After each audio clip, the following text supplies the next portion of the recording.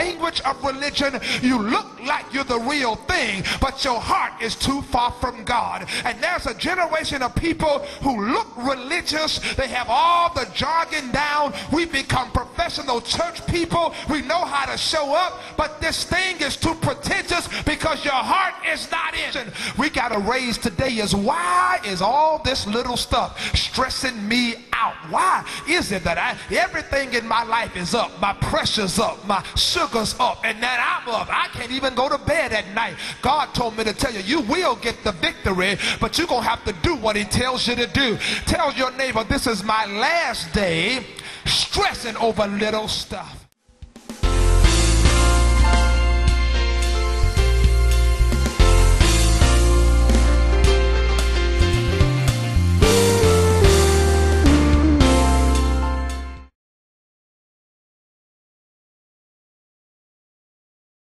You got to know who to keep. You got to know who to keep. Amen. You got to know who to keep. The first statement I want to make this morning, you all, as we walk through this text is, relationships are a necessity for the fulfillment of your purpose in life.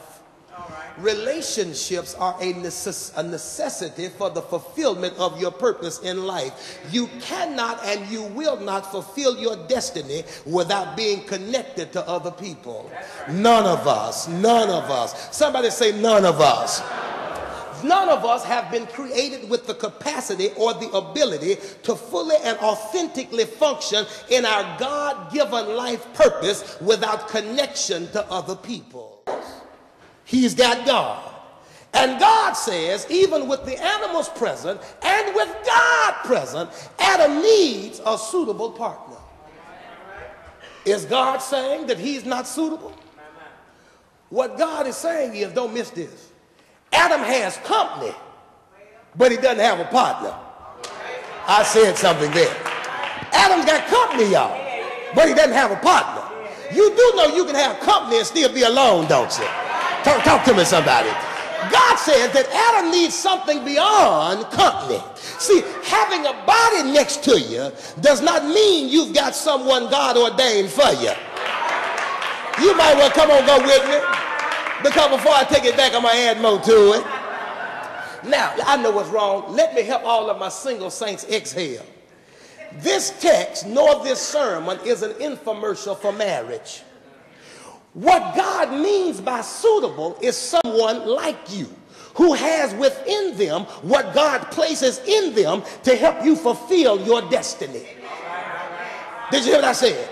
When he talks about suitable, he is not necessarily saying you have to run out and immediately find the spouse. But God has created somebody for you to be in relationship with, even if it's just a friend who has within them what is necessary to help you fulfill your destiny. Now, the problem for many of us is while we think we've got friends, what we really got is company. And just because you got company doesn't mean you got friends. See, company will be with you, but friends will pray for you. They'll pray for you. Friends will stay on you. Friends will encourage you. Friends will challenge you. Friends will even check you if they see you living beneath your destiny. Now I'm gonna do you like parents used to do kids when I was growing up. Look at your neighbor and say, neighbor, my pastor said I can't have no more company. Are you hearing me? Y'all remember that when little kids used to come back and used to go to the door and say, my mama said I can't have no company. Every now and then you need to tell folks, my pastor said I can't have no company. Get rid of the people who are allowing where they are in life to determine their attitude about life. I said something right there. See, the problem, people of God, is not that you found yourself in a bad place. Being in a bad place is just a part of life. That's just a part of life. The problem is not only are you in a bad place, but you have so empowered the bad place that the bad place is written all over your face. See, it's one thing to go through. It's another thing to be so down about what you're going through that people can look at you and tell you're going through without you even telling them that you're going through. I'm trying to help somebody in here. What God says is if you're in partnership or in relationship with some folk, that every time they call you, every time they see you, every time you bump into them, their whole conversation is about how bad it is, how hard it is, how folks did them, how folks treat them. God says, send them folk home. Send them folk home. Now, I know we've been taught that misery loves company, and it does, but it doesn't have to love your company.